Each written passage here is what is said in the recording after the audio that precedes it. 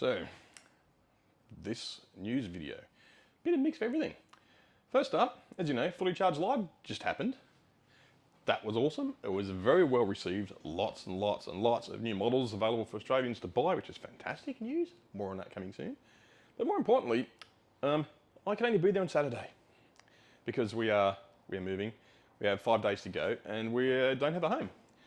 So I'm going to make a second video series on how we basically go from living in a house in Western Sydney with solar and power walls and batteries and everything else to living in or on a property in rural Australia, rural New South Wales to be exact, in a cold environment with nothing but a tent and a motorhome until the garage gets built. Then we're going to be living in the garage once the garage is built, and we're going to be living there while the house gets built.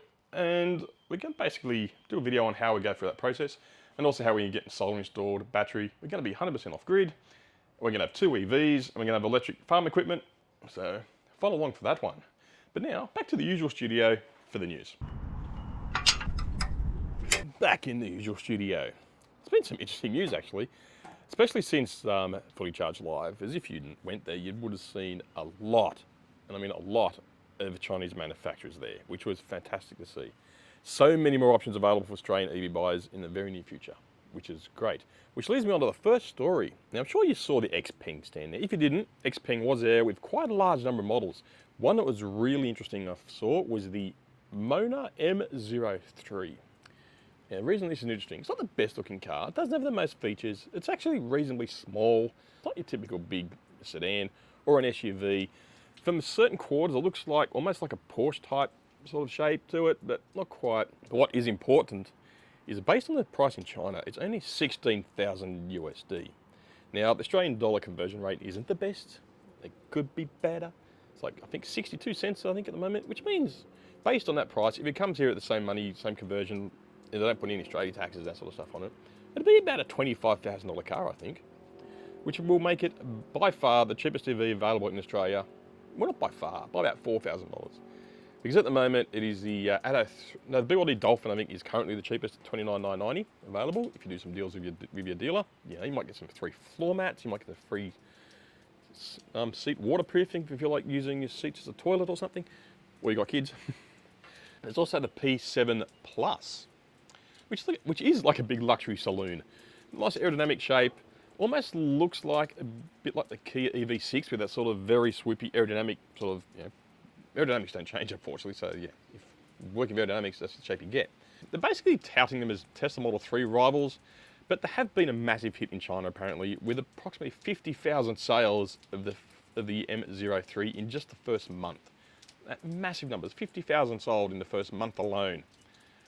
Oh, sorry, correction, the first 4 months alone. And the P7 Plus had $30,000 on the launch day alone. That's crazy.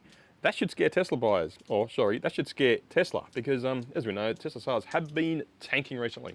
I'm not going to say why, but they have. But this should really scare, yeah, the EV incumbents, I guess, the legacy EV makers, I guess you could call them. How about that? Who knew, right? Well, True EV, which is XPeng's Australian distributor, is testing the waters here by showing off the cars at Fully Charged Live, as we saw, and they proved to be quite popular.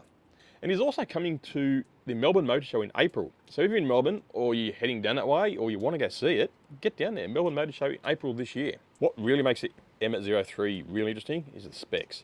620 kilometres of range. WLTP, I think it is. No, correction, that is the Chinese CLTC test, the chest. 620 k's range, maybe around 500 k's. So you're looking at a 500 k range EV for the mid 20,000s, possibly. To me, that's amazing. That will sell like there's no tomorrow. It's raining, so I'm sort of stuck in this spot. I can't really go for a walk around and change scenery, unfortunately. I should have stayed in the storage factory back there. Anyway, yes, as you know, BYD selling tons of cars in Australia. The BYD Shark, I'm starting to see quite a few of them on the roads now. And yes, they are a plug-in hybrid, and I try to stick to EVs, but the reality is the Shark is going to be a gateway drug for many ute owners into a full EV world like it was for us. And they're selling them. And I'd rather have, if you're going to buy a ute, I'd rather have people buy a plug-in hybrid with a decent electric range of like 100 k's, like the Shark, as opposed to a polluting diesel piece of crap, you know, Navara, Hilux or whatever. Now on news on the BYD Shark sales, as it says here, they've become the new disruptor. The BYD Shark 6 plug-in hybrid has made a massive entrance, becoming Australia's 3rd best-selling ute already in just 1 month. That's fantastic news. Six overall in February 2025, but it also means it outsold the Isuzu D-Max, a ute that has long held the podium spot in sales rankings, apparently. So that's good news. Like I said before, I'd rather have people driving these than diesel utes. So that's a good thing, even though they're not full EV yet. BYD, make a full EV BYD Shark. I'll buy one tomorrow if I had the money. So the first full month of recorded deliveries, 2,000 Shark 6s were delivered, basically overtaking the D-Max and proving that Australians do want electrified utes, especially with the fringe tax benefits. I mean, utes get subsidised now. You throw a toolbox in the back and claim an ABN number and you're basically getting subsidised fuel from the taxpayer, which is kind of ironic because a lot of ute drivers tend to tell me that EVs are subsidised and they're bad. So basically the sales have increased by 111.8% compared to last year, which is fantastic news, pushing it to 11th place overall of Australia's car market, which is BYD. And the Shark is doing really well, along with Atto 3, the Dolphin. Great news there on the for BYD and hybrids. Speaking of hybrids, this is sort of going away from a hybrid, which is a good news. As we know, Mazda have not been known for making, well, EVs. They make one, not a good one, but they're trying and they're getting there. But now they're starting with the CX-5. The CX-5 is currently a plug-in hybrid, but it will be a full EV, apparently starting next year. It's going to be electric. Yes, that's right. Mazda has confirmed the next generation CX-5 launching in 2026 will be a fully electric.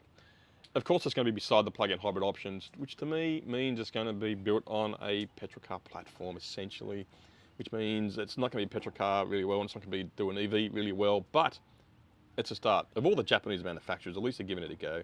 Then again, Toyota is now coming out with a successor to the BYZ WD-40, X40, P40, and e-tron Star, whatever they call that. So it marks a major shift for Mazda, finally bringing serious electrification to most popular SUV.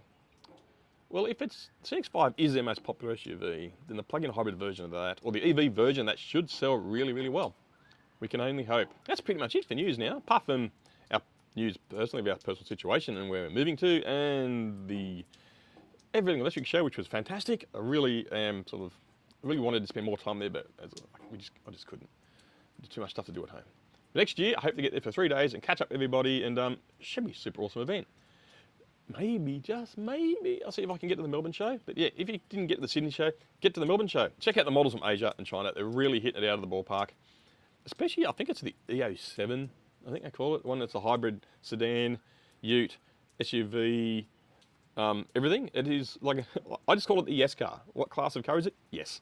I love it. So, thanks for watching. Take care of yourselves, and I'll see you all in the next video, which should be coming soon. Bye.